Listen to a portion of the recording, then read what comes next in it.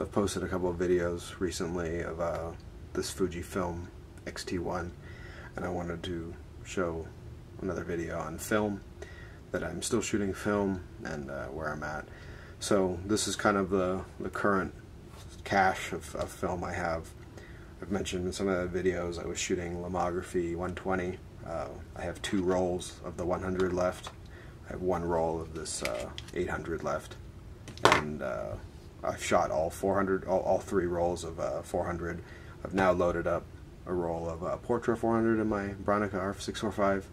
Haven't really shot any of it yet, unfortunately. I think I may have taken a frame, but I'm hoping to have more time to get to shoot that camera, because I've loved the quality, as I've mentioned before, of the images I've gotten back.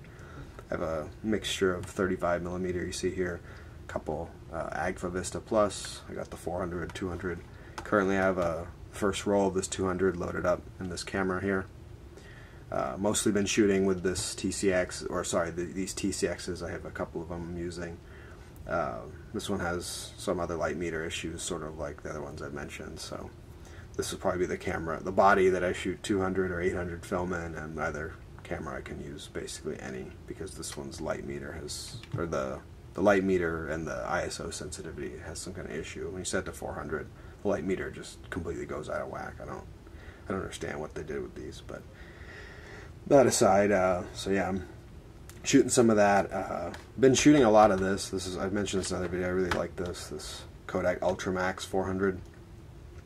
Looks like Kodak Gold when you open it, like Gold 400, but whatever. It's dirt cheap. It's like $250 a roll for the 24 exposure rolls, but quality is great. Obviously, it's sunlight balance, so keep that in mind. Speaking of 24 exposures, I did think about something the other day where I was buying these because per frame these cost less per roll, and I thought, oh, it's a better deal because, you know, each shot costs, you know, less cents.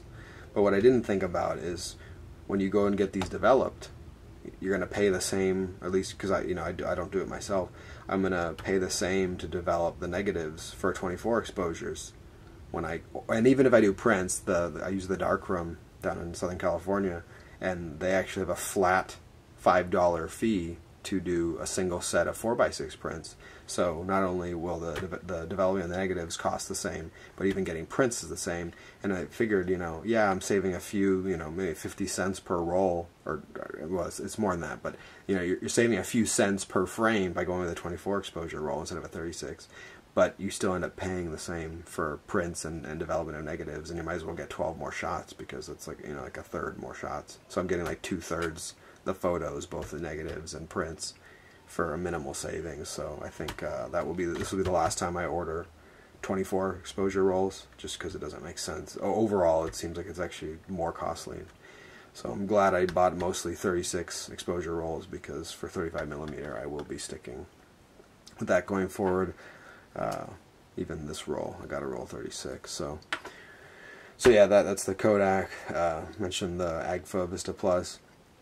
I wanted to try some Fujifilm just because I like I love the Velvia 100, and as I mentioned, I like their digital cameras, so got to give their film more of a chance. Got this Superia Extra 400 and this Fuji color. I forget exactly what this was called, 200. So yeah, do a little bit of 200, and then I bought this a while back. This is a lomography Cine 400. Not really sure what I'm going to use that for. I like the Cinestill 800, but it's slower ISO, and typically this would be a dark, like a nighttime photography, at least what I've been doing with my Cinestill, and 400 speed is going to be a little tough. I think I've mentioned the Portra 400 in another video. You know, again, really want to use that, but I haven't had a chance. And I still have another box of this Instax mini film, which I'm using with a Fuji Instax SP1 printer, which is really cool with this camera I'm filming this on. You can push the photos from the X-T1 directly to the printer and print them. It's pretty sweet, pretty quick, fast workflow.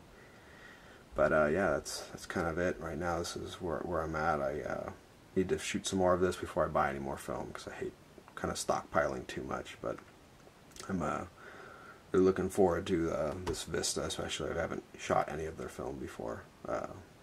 And I've heard some good things about it, so yeah. that's where I'm at with the film, still shooting film, and hopefully I'll have some videos with some specific film reviews in the future.